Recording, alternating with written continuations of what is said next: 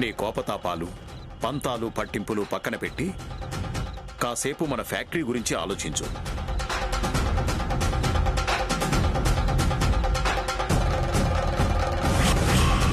నీకో విషయం తెలుసా వసంత? శ్యామ ఇచ్చిన రెసిపీ వల్లే మన మార్కెట్లో ఎవ్వరికీ అందనంత ఎత్తులో నిలబడ్డా.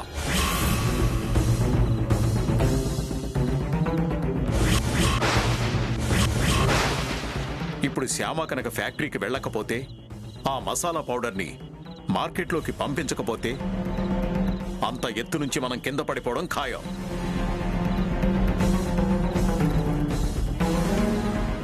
అలా మన ఫ్యాక్టరీ కిందికి పడిపోవడం నీకిష్టమా చెప్పు?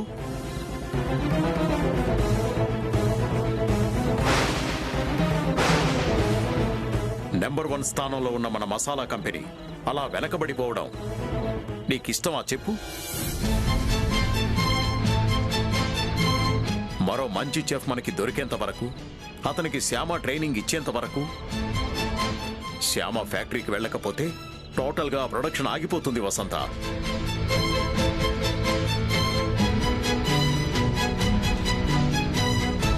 అలా ప్రొడక్షన్ ఆగిపోతే మన కంపెనీ మీద ఆధారపడ్డ వర్కర్స్ జీవితాలు తలకిందులైపోతాయి. మనల్ని నమ్ముకున్న వర్కర్స్ జీవితాల్ని అలా తలకిందులు చేయడం కరెక్టా? ఆలోచించు. మామయ్య గారు చెప్పింది కరెక్టే అత్తయ్య గారు. మన వల్ల మన వర్కర్స్ ఇబ్బంది పడకూడదు కదా. అదే శ్యామాని ఫ్యాక్టరీకి పంపిస్తే ఏ ఇబ్బంది ఉండదు కదా.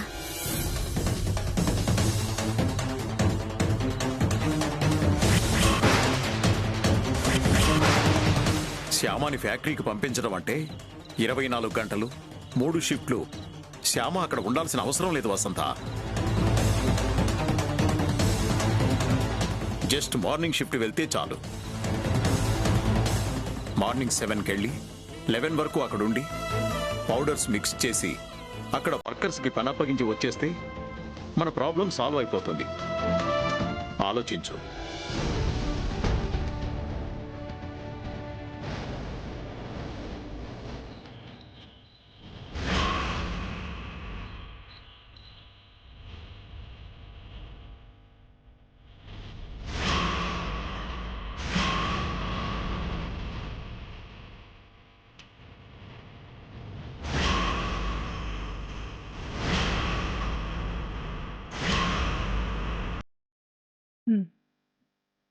అలాగేనండి.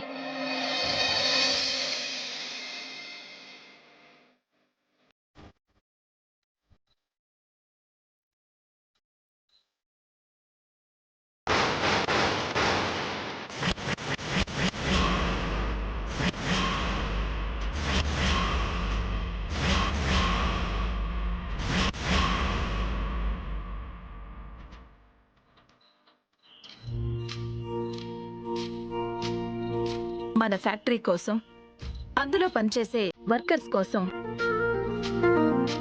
శ్యామ ఫ్యాక్టరీకి వెళ్ళటానికి ఒప్పుకుంటున్నాను.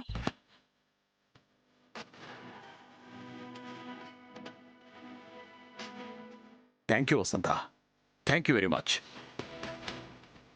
కరెక్ట్ డెసిషన్ తీసుకున్నా.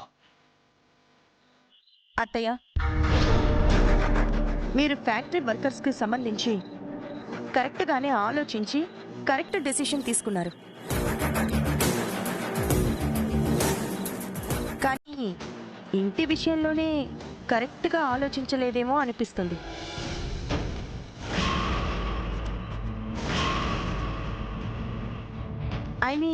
శ్యామ పొద్దున్నే 7 గంటలకి ఫ్యాక్టరీకి వెళ్ళిపోతే ఇంట్లో వంట పని వైదేహి అక్క ఒక్కతే చేయాలి కదా. పాపం కష్టం అయిపోదు వైదేహి అక్కకి? కష్టం ఎందుకు, నువ్వున్నావు కదా.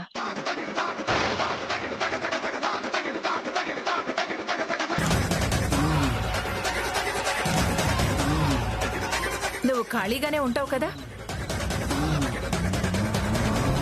నువ్వు వైదేహికి హెల్ప్ చేయి.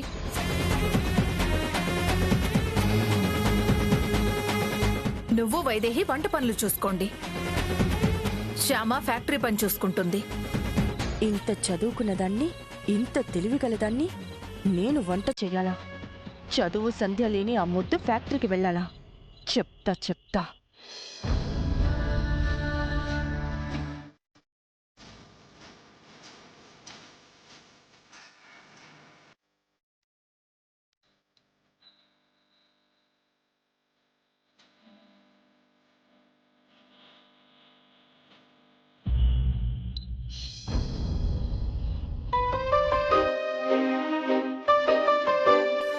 అఖిల్ బాబు, ఆ?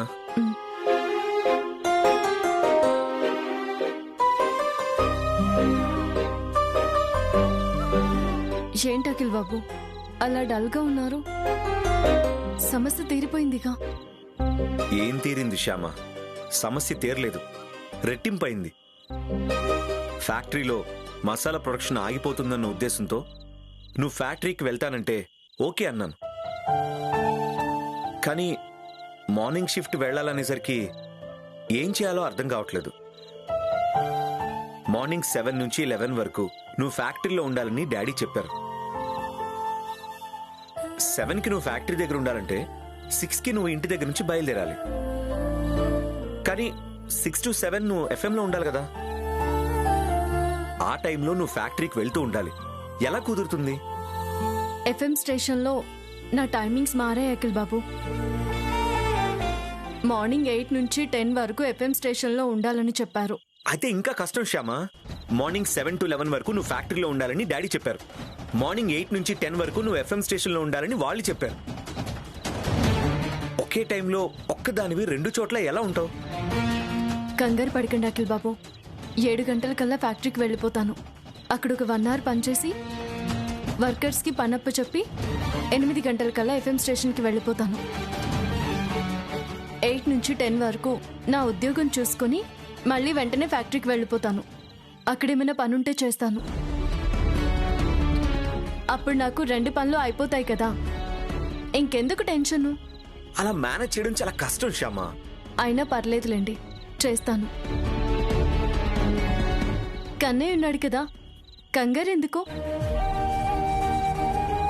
10 నిమిషాల క్రితం వరకు నేను బయటకు ఎలా వెళ్ళాలా అనే దాని గురించి చాలా టెన్షన్ పడ్డాను.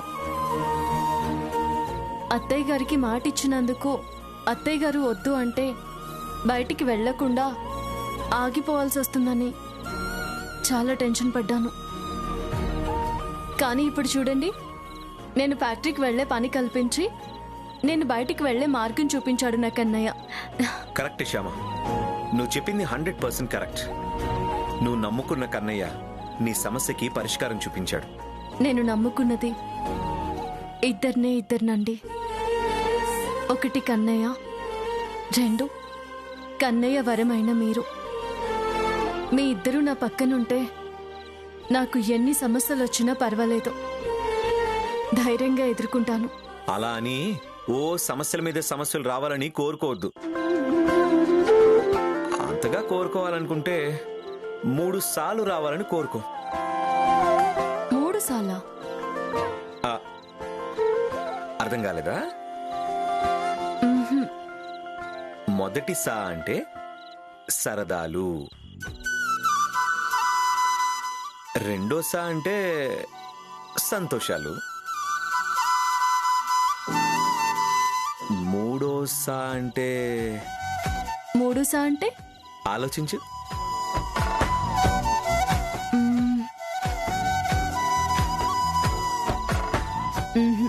నాకు తెలియడం లేదు.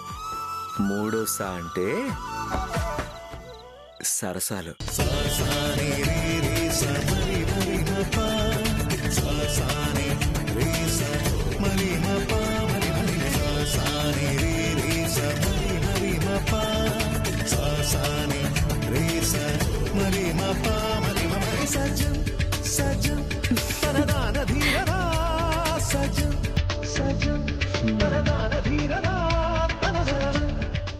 ఏంటి సిగ్గుపడుతూ తల తిప్పుకున్నావు?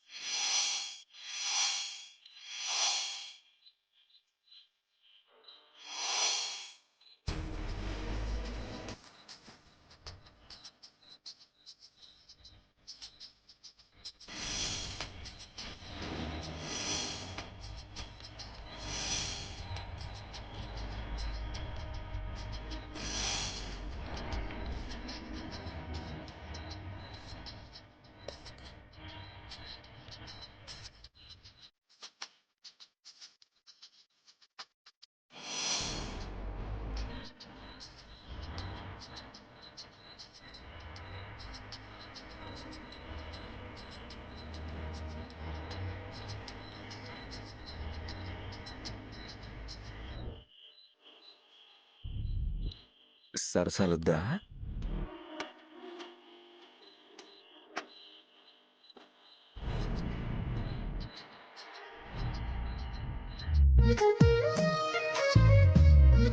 సమాధానం చెప్పకుండా అలా తప్పించుకుంటున్నావేంటి? చెప్పు, సరసాలొద్దా?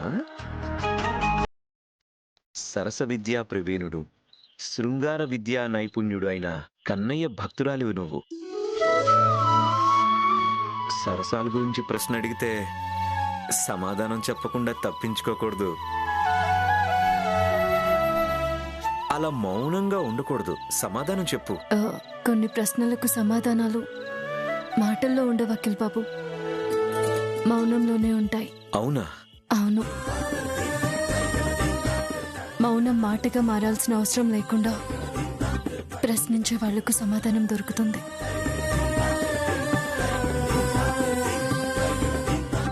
ఏ, ఏ,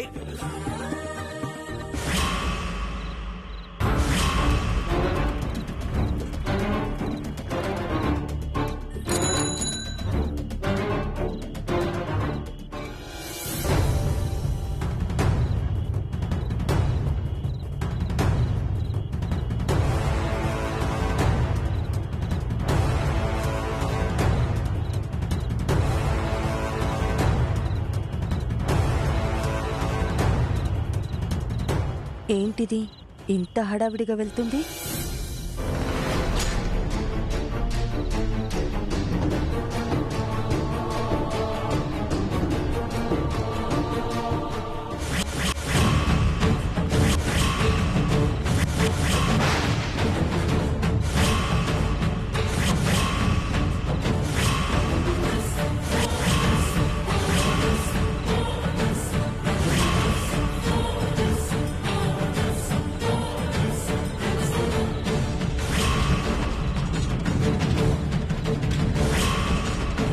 ఎవరతను? ఎందుకొచ్చాడు? ఏముంది ఆ కవర్లో? అంత రహస్యంగా వచ్చి ఆ కవర్ తీసుకెళ్తున్నావేంటి? ఆ కవర్లో అంత రహస్యమైనదేముంది? అక్క అది ఆగు.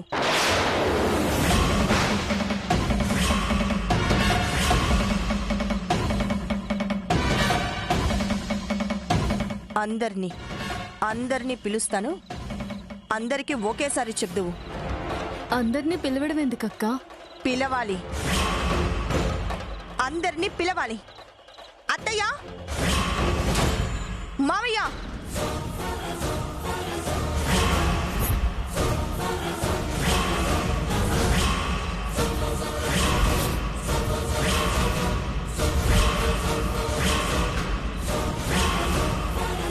ఏం జరిగిందిరా? ఏంటి ఐశ్వర్య, ఏం జరిగింది? చూడండి అత్తయ్య, ఎవరో ఒక వ్యక్తి సైకిల్ మీదొచ్చి శ్యామకి కవర్ ఇచ్చి వెళ్ళాడు. చూడండి ఆ కవర్. ఆ కవర్ తీసుకొని శ్యామ హడావిడిగా లోపలికి వెళ్తోంది. హడావిడిగా అతను సైకిల్ ఎక్కి వెళ్ళిపోయాడు.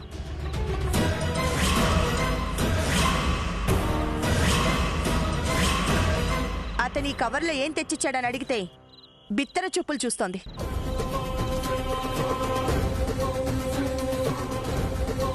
చూద్దాం ఆ కవర్లో ఏముందో. ఇటివో.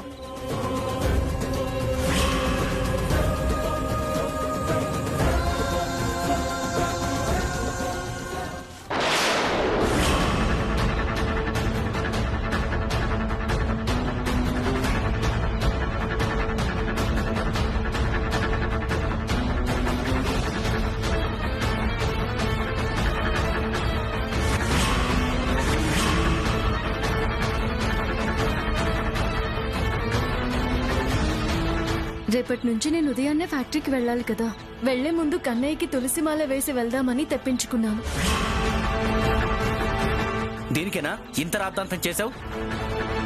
శ్యామ ఏదో నేరమో ఘోరమో చేసినట్టు పెద్ద సీన్ చేశావు. దీనికేనా? అనుమానం వస్తే నివృత్తి చేసుకోవడం తప్ప ఏంటి? అనుమానానికి కూడా ఓ హద్దుంటుంది. అనుమానం వచ్చింది కదా అని ఎవరిని పడితే వాళ్ళని, ఎప్పుడు పడితే ఎప్పుడు, ఎక్కడ పడితే అక్కడ, ఎలా పడితే అలా అనుమానించకూడదు. నేనేం సరదాగా అనుమానించలేదు. ఈ మధ్య శ్యామ సొంత నిర్ణయాలు తీసుకోవడం మొదలైంది కదా. ఫ్యాక్టరీలో బోనసులు పంచే రోజు ఇలాగే సొంత నిర్ణయం తీసుకొని వాళ్ళ సొంత ఊరు వాళ్ళెవరో కనపడ్డారని వాళ్లతో గంటలు గంటలు మాట్లాడి ఫంక్షన్కి లేటుగా వచ్చి అత్తయ్య గారిని బాధ పెట్టింది.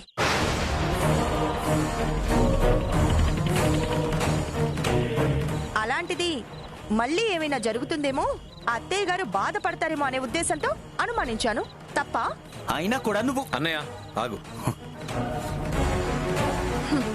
మమ్మీకి బాధ కలుగుతుందన్న ఉద్దేశంతోనే అనుమానించాను అని చెప్తుంది కదా వదిన. ఇంకొదిలే. అది కాదురా. అది అయినా కాకపోయినా వదిలేయరా. కడుపులో ఎలకలు పరిగెడుతున్నాయి. పదండి భోంచేద్దాం. శ్యామ వంట తినడం మనకి ఇవ్వాళే లాస్ట్. రేపటి నుంచి ఐశ్వర్య చేతి వంట తినాలి కదా.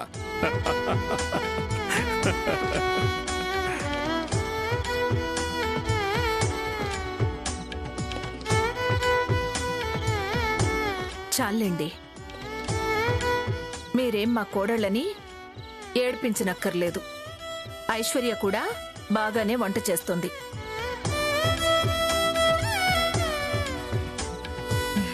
పదండి వడ్డిస్తాను.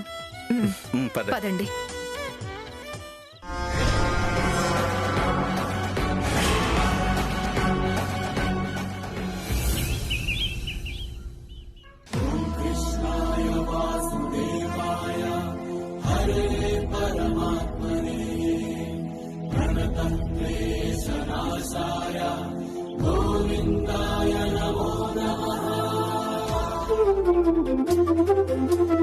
కన్నయ్య, నీ దయ వల్ల నేను అత్తయ్య గారి అనుమతి తీసుకొని బయటికి వెళ్ళగలుగుతున్నాను. అటు ఫ్యాక్టరీ పని, ఇటు ఇంటి పని రెండు బాధ్యతగా సక్రమంగా చేసేలా నన్ను ఆశీర్వదించు కన్నయ్య.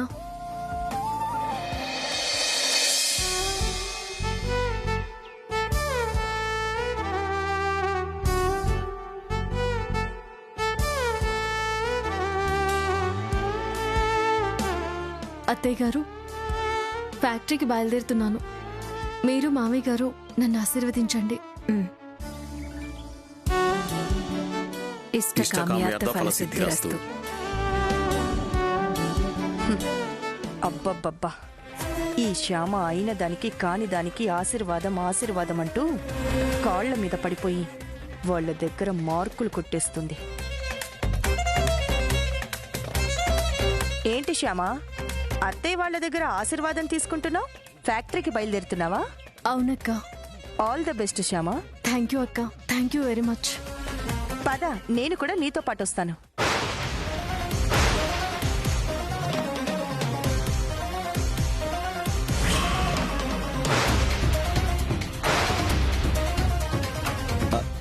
నువ్వా? నువ్వెక్కడికి వదినా? ఎక్కడికేంటి అఖిల్? శ్యామ ఎక్కడికి వెళ్తుందో నేను అక్కడికే. శ్యామ ఫ్యాక్టరీకి వెళ్తుంది. నేను ఫ్యాక్టరీకే వెళ్తాను. నువ్వెందుకు వదినా ఫ్యాక్టరీకి? శ్యామ ఒక్కతే ఫ్యాక్టరీకి ఎలా వెళ్తుంది అఖిల్? నా కారులో నేను తీసుకెళ్లి శ్యామాని ఫ్యాక్టరీలో దించి తన పనయ్యే వరకు అక్కడే ఉండి, తన పనయ్యాక శ్యామాని నాతో పాటు తీసుకుని ఇంటికొస్తాను. అంటే శ్యామ ఇంటి దగ్గర నుంచి బయలుదేరింది మొదలు మళ్ళీ ఇంటికొచ్చే వరకు శ్యామ పక్కనే ఉంటాను. అమ్మో, ఈవిడ నా పక్కనే ఉంటే నేను ఫ్యాక్టరీ నుంచి ఎఫ్ఎం స్టేషన్కి ఎలా వెళ్తాను? శ్యామని తీసుకెళ్ళడానికి నువ్వెందుకు వదినా? నేనున్నాను కదా, నేను తీసుకెళ్ళి తీసుకొస్తాను. నీకెందుకు అఖిల్ శ్రమ? నేను తీసుకెళ్తాను. అయ్యో, నాకేం శ్రమ ఉంది వదినా, ఇది నా బాధ్యత.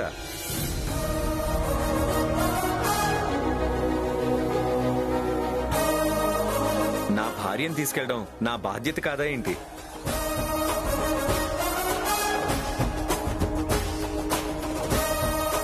నిజానికి శ్యామాని నువ్వు తీసుకెళ్ళడం నీకే శ్రమ వదినా. అయినా నువ్వు శ్యామాతో పాటు వెళ్తే ఇక్కడ వంట పనులు ఎవరు చేస్తారు వదినా?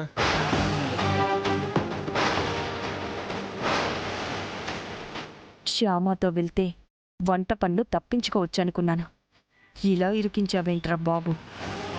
పోనీ ఒక పని చేద్దాం వద్దురా. శ్యామ ఇంట్లో ఉండి వంట పనులు చూసుకుంటూ ఉంటుంది, నువ్వు ఫ్యాక్టరీకి వెళ్ళి ఆ మసాలా రెడీ చేయించు. ఉం? ఆ మసాలా పనులు నాకు తెలియదు కదా. ఆ రెసిపీ చెప్పింది శ్యామ కదా. అవును కదా, శ్యామనే చెప్పింది. నీకు అలాంటి పనులు చేత కాదు కదా. నువ్వు ఫ్యాక్టరీకి వెళ్ళినా కూడా ఉపయోగం ఉండదు కదా. అలాంటప్పుడు నువ్వు ఇంట్లోనే ఉండి వంట పని చూసుకోవడమే మంచిది వదినా. కదా మమ్మీ? అవును నాన్న.